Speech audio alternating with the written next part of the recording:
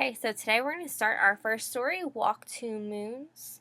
So we're going to meet our main character, Sal, and she is moving away and takes a trip with her grandparents.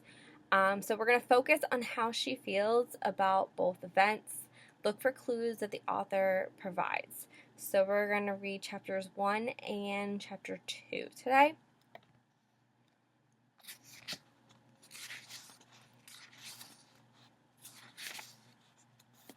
Okay. Chapter 1, A Face at the Window. Gramps says that I'm a country girl at heart, and that is true.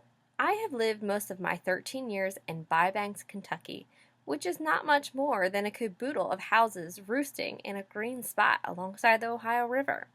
Just over a year ago, my father plucked me up like a weed and took me and all our belongings. No, that is not true. He did not bring the chestnut tree, the willow, the maple, the hayloft, or the swimming hole, which all belonged to me.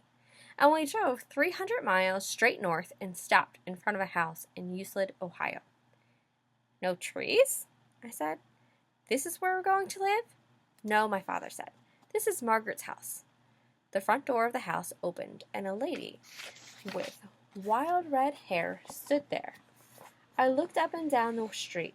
The houses were all jammed together like a row of birdhouses. In front of each house was a tiny square of grass, and in front of that was a tiny gray sidewalk running alongside a gray road. Where's the barn? I asked. The river? The swimming hole? Oh, Sal, my father said. Come on, there's Margaret. He waved to the lady at the door. We have to go back. I forgot something. So, we can tell here or make an inference, something we can figure out about how Sal's feeling about the move. The text says that she had moved from Kentucky to Ohio. So I know that's a long way. It also says that Sal wants to go back and get something. So I can kind of put those ideas together that she's not really happy about moving because it wouldn't make sense to go back and get something. Okay.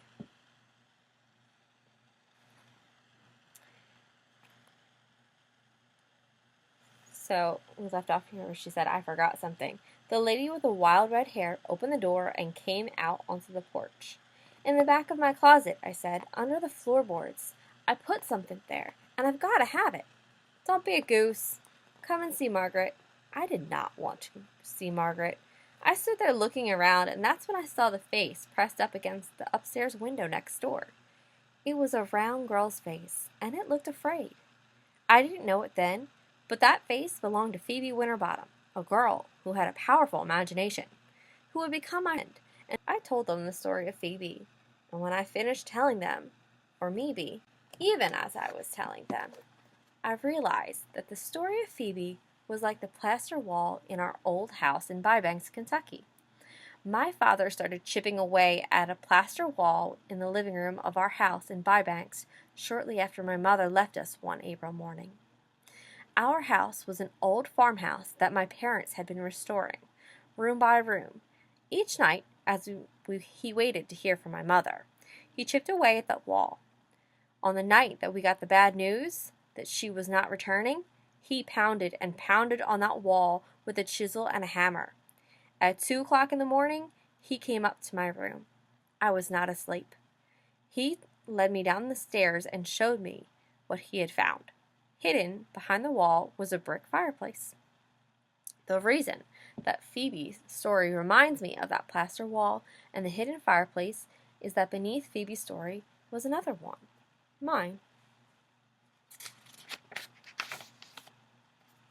Chapter 2. The Chickabiddy Starts a Story.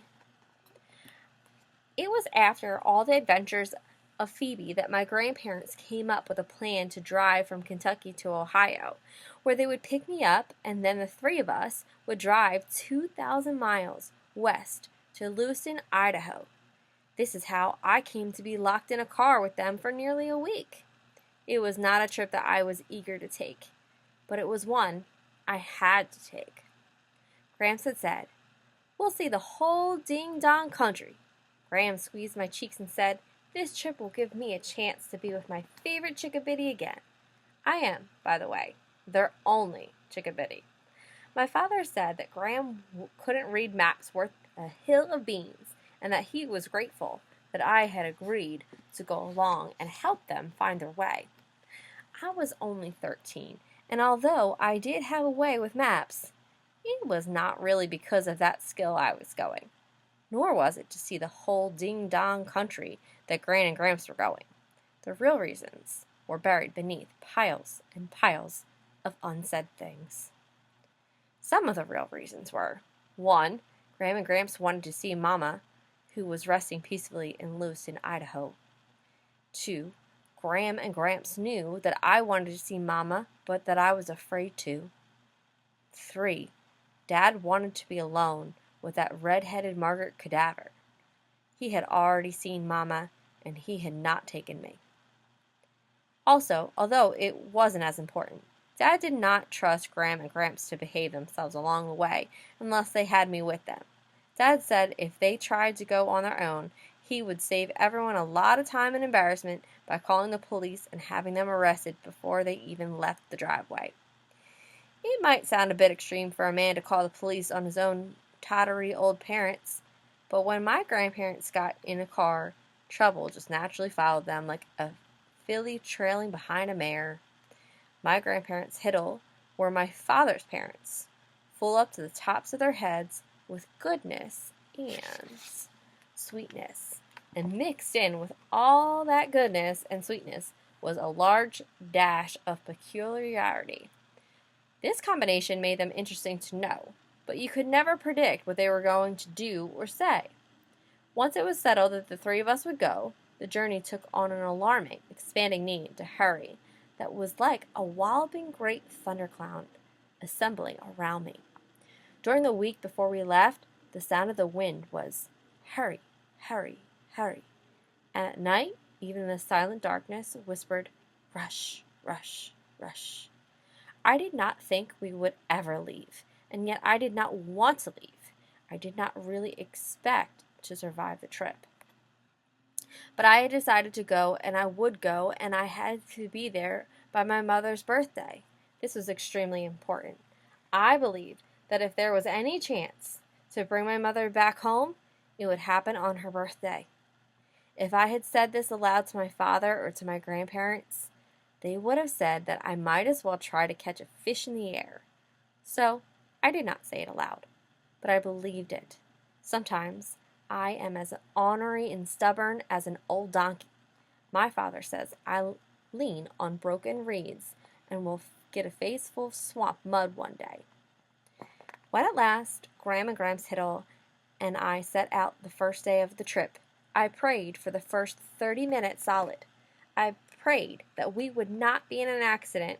I was terrified of cars and buses, and that we would get there by my mother's birthday, 7 days away, and that would bring her home. Over and over, I prayed the same thing. I prayed to the trees. This was easier than praying directly to God. There was nearly always a tree nearby. As we pulled onto the Ohio Turnpike, which is the flattest, straightest piece of road in God's whole creation, Ram interrupted my prayers. Salmanaka.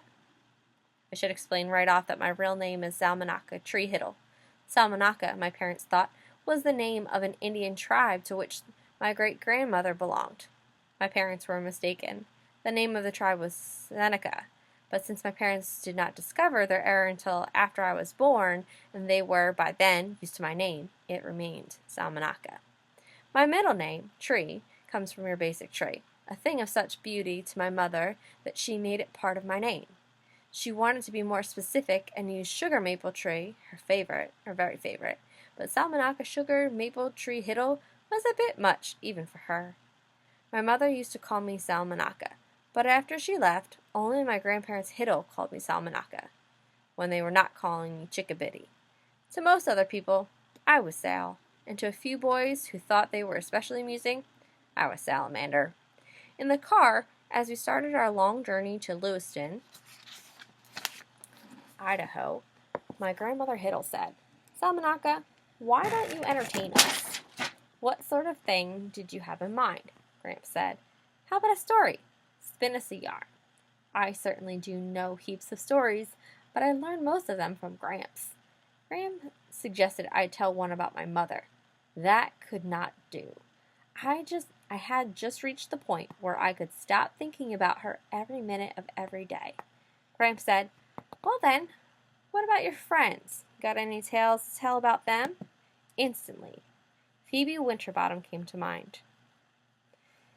There was certainly a hog's belly full of things to tell about her. I could tell you an extensively strange story, I warned. "Oh, good," Graham said. "Delicious." And that is how I happened to suspend my tree prayers and tell them about Phoebe Winterbottom, her disappearing mother, and the lunatic.